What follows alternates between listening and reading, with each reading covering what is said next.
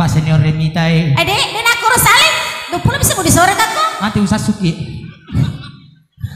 sapi di jalan sapi ya itu balik jolo gua tani di tempat buku sapi apa salah lagu nanti aku harus tunang ya talin na jolo ya sapi mana biculan aja lah tadi lagi macam dia namanya kan masabun jolo itu gua tani jolo bukan tani jolo pak bata toka ya macam-macam kerja pak ini lagi di masabu bata katani apalagi di desa ratu pak Coco ini pelaku pun apa Coco nih pak Coco nih kalau ada Coco alek ya majeni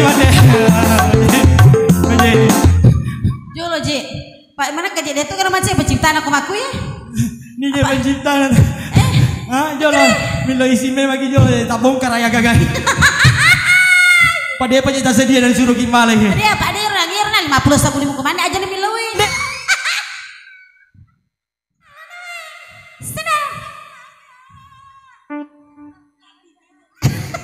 pak jadi balik apalah di jolo digaga ya kembali lagu semula Wari Pamasena.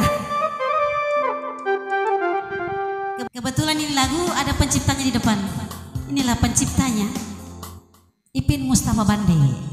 Dialah pencipta di laguku. Alhamdulillah viral sekali. Neruntai penciptanya. Ya sama lagu buku sabadi. Semua lagu yang mana berjudulkan Murewa di Pamasena. Salah satu ciptaan daripada Ipin Mustafa Bande.